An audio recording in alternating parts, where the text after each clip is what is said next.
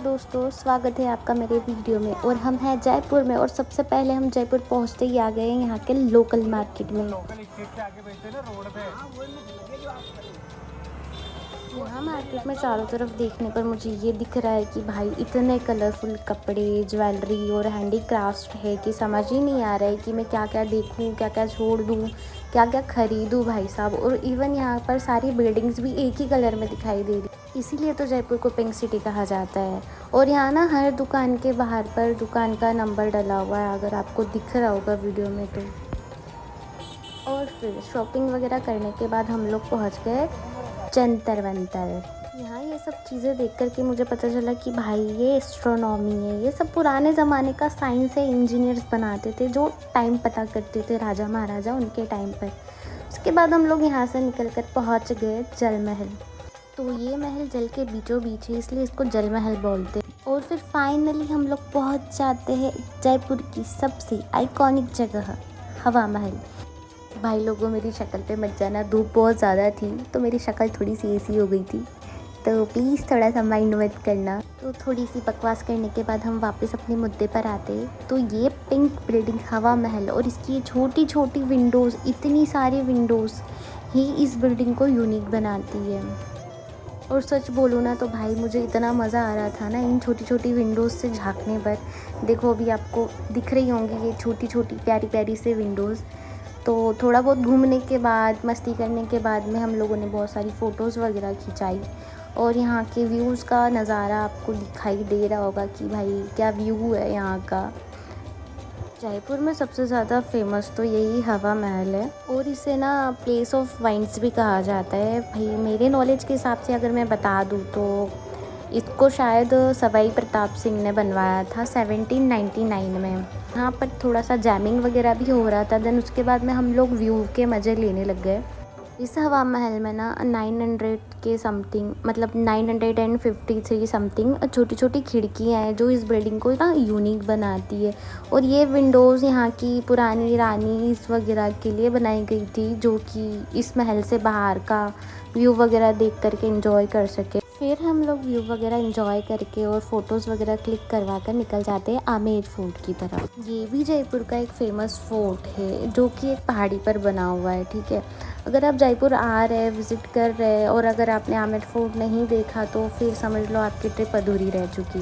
ये एक पूरी पहाड़ी पर बना हुआ है और उसके सामने आपको दिख रहा होगा लेक, जो कि मोटा लेक के नाम से जाना जाता है। और यहाँ का सीनरी इतना ब्यूटीफुल लगता है ना कि भाई फ़ोटोज़ और वीडियोज़, रील्स वगैरह में एकदम परफेक्ट आ सकता है। ये महल 16 सेंचुरीज़ में राजा मानसिंह फर्स्ट ने बनवाया था, जो कि रेड सैंडस्टोन का बना हुआ है और प्लस मार्बल भी है, जो कि राजपूत और मुग़ल का कॉम्बिनेशन यूज़ किया गया था उस टाइम पर। अगर आप यहाँ से नज़ारे देखेंगे तो आपको दिखाई दे रहे वीडियो में, इतने ब्यूटीफुल नज़ारे थे। मतलब भाई प्यार हो गया था मेरे को यहाँ के नज़ारों से। देख सकते हो आप कितना प्यारा महल है। उसके बाद हम घूम घूम कर थक गए तो वापस हम घर को निकल लिए, घर को मतलब होटल को निकल लिए। और सनसेट भाई साहब जय। फिर रात को थोड़ा रेस्ट करके नेक्स्ट डे हम लोग निकल गए सिटी पैलेस को। सिटी पैलेस जयपुर के एकदम सेंटर में है, जो कि 300 साल पहले शायद महाराजा सवाई जय सिंह सेकंड ने बनवाया था। यहाँ पर आपको छोटे छोटे महल, लाइक म्यूज़ियम कह लो, म्यूज़ियम टाइप यहाँ पर महल बने हुए हैं जो कि यहाँ की हिस्ट्री को दर्शाता है। और एक ये म्यूज़ियम था जहाँ पर आर्ट गैलरी टाइप का कुछ था, जो कि आर्ट वहाँ पर सारे लगे हुए थे जो लोगों द्वारा बनाए गए थे।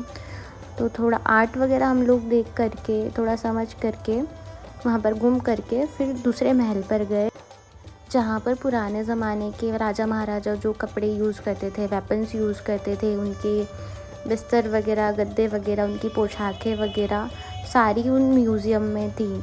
यहाँ पर एक चांदी का कलश भी था जो कि गंगा जल भरने के लिए यूज़ किया जाता था उस टाइम पर।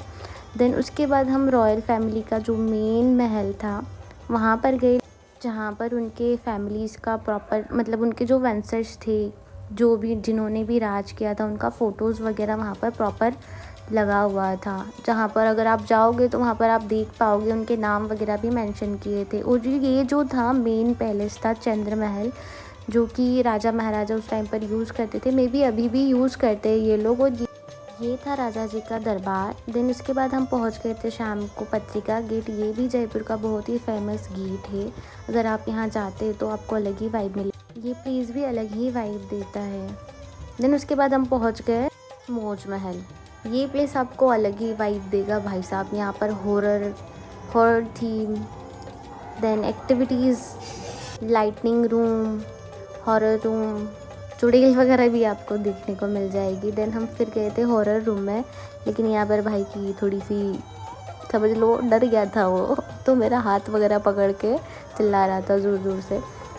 देन इसके बाद में हम एंजॉय वगैरह करके निकले राउंड वाला जो था एक्टिविटी करने का।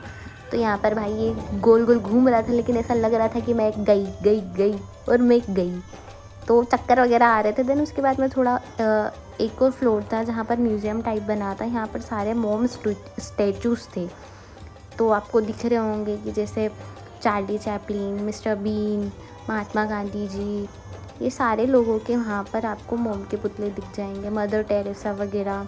तो एक एंटरटेनिंग महल था ये, एक हिस्टोरिकल नहीं था, लेकिन एक हाँ बच्चों को पसंद आने वाली जगह थी ये। तो अगर आपको मेरा वीडियो अच्छा लगे हो तो प्लीज़ चैनल को सब्सक्राइब कीजिएगा और लाइक कीजिएगा।